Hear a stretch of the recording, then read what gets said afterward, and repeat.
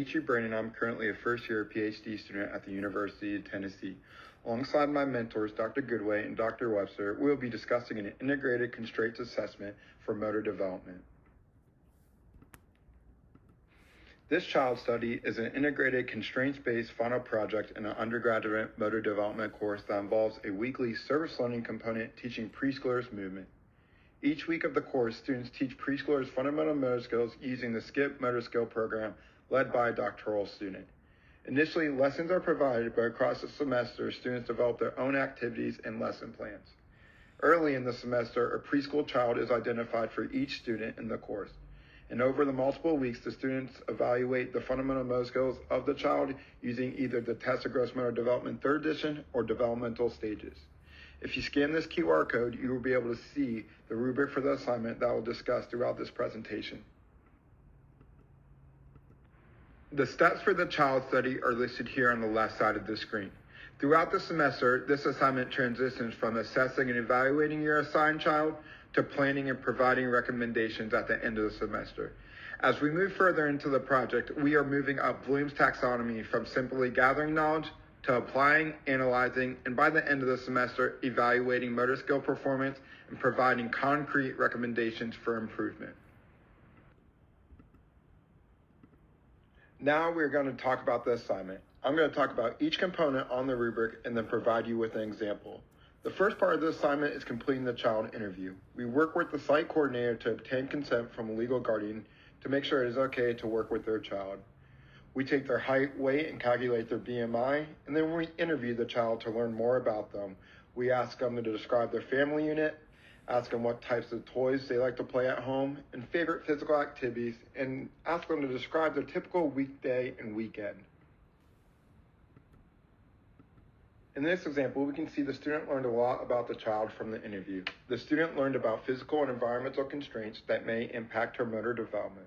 For example, the student learned Lily is an only child who lives with her mom and dad with one cat. She has neighborhood friends who she likes to play with on the playground and tag with, and her favorite toys to play with are her princesses. A typical weekday, Lily wakes up and eats her peanut butter waffles and is dropped off at the child care center. Then once she gets home, she likes to go to her friend's house to play on the playground or to play tag. It seems like Lily lives a pretty active lifestyle during the week. However, on the weekend, it seems like Lily engages in more screen time behaviors and watches more TV. After the child interview, the students really start to work with their child and assess their fundamental motor skills. To assess fundamental motor skills, we allow the students to choose what assessment they are most comfortable using. In the lecture part of the course, the students learn how to assess fundamental motor skills using developmental stages and tests of gross motor development. For this assignment, the students use the developmental stages to assess fundamental motor skills of their child. As you can see here, the student observed the child perform the 10 motor skills. The student first wrote down the child's observed stage, and then the student must go back and look at the 60% data chart to look at the predicted stage.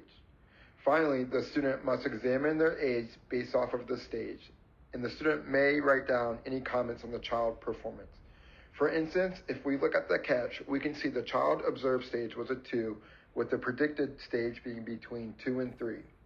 The age based on this stage is 38 months, so we see the child is on target and displaying a hugging action when catching the ball. Next for the assignment, the student must interpret the results. Next, we really want the students to synthesize their findings. We are looking to see if the students understand the developmental status of their child. We want them to clearly articulate this in a manner a parent could understand to help their child's fundamental motor skill development. We're looking for them to elaborate more on the individual skill level of the child and with their object and locomotor skills. We also are looking for them to explain the child's home life and how that might impact their motor skills.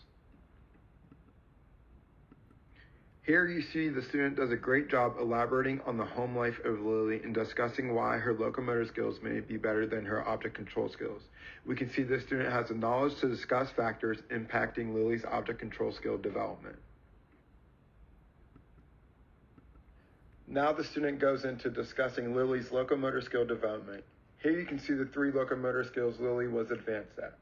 The student provides specific feedback on what she was doing well when performing the movement. If we look at hopping, in hopping, Lily was advanced for her stage. She was able to hop on one foot with her knee flexed and foot behind the supporting leg. The student did a great job in describing the individual skills and what she saw in each skill. Now we're going to look at some object control skills and the student's interpretation. In object control skills, we see Lily struggled with her kicking, striking, and dribbling. We can see the student observed Lily to be delayed in these skills. The student did a good job in interpreting what was missing when Lily performed the skills. If we look at the dribbling, we can see the student interpreted that Lily had a hard time controlling the dribble due to her smacking the ball when dribbling. Overall, we know the student had the knowledge to appropriately interpret Lily's motor skill development. This part of the assignment, we look for the student to produce 4 appropriate instructional activities, 2 object control and 2 locomotor activities that are appropriate for the child's level of development. We want the students to describe the activities in detail so they can be replicated by a parent if needed. Big thing here is the students need to make sure the activity aligns with the developmental stage of the child. This is really an application part of Bloom's taxonomy. Can they take what they observe and implement an activity to help the development of the child? This student developed an activity to help the child with her throw. Lily was delayed in throwing and demonstrated a stage 1 throw. The student developed an appropriate activity with cue words to get her from a chop throw to a step throw, and eventually with a wind-up, contralateral step, and throw. The next instructional activity the student developed was for kicking. Since Lily demonstrated a stage 1 kick, Lily struggled with the process of stepping and kicking the ball. She needed to work on stepping to kick with a wind-up. For this activity, the student produced an activity that is easy for the parents to replicate. She even gives the parents an extension to make it more difficult for Lily. Now, due to time constraints, we are not going to go over the 2 examples for the locomotor activities. We're going to now talk about the recommendations. Given the motor development data the student found out on their child, they need to identify 5 specific recommendations that they would give the parents based on what they found out from their evaluation. That is, what kinds of things could the parents do to help their child with his or her motor skill development. These recommendations need to be very specific and not general, like work on throwing at home. We really want the students to tell the parent what and how do they suggest to work on their child's fundamental motor skills. As you can see here, the student gave 5 recommendations to Lily's parents. However, the recommendations are not very specific or detailed. If we look at the very first recommendation, it is very broad in a sense, with not that much detail on how to improve specific motor skills.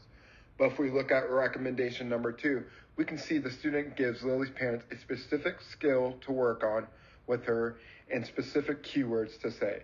So for this part of the assignment, we would look for more detail about specific skills to improve fundamental motor skills in the child. Towards the end of the assignment and semester, we have the students personally reflect on their experience working with children. This class often has a mixture of PE majors and exercise science majors. Because of that, we have them reflect on different areas, and you can adjust this for the majors in your class. For physical education, teacher education majors, we look for them to reflect on specific pedagogy practice to improve on. Versus exercise science majors, we might ask them to reflect on how to get the most out of a child in a clinical environment. As you can see here, the student reflected on her experience working with the children.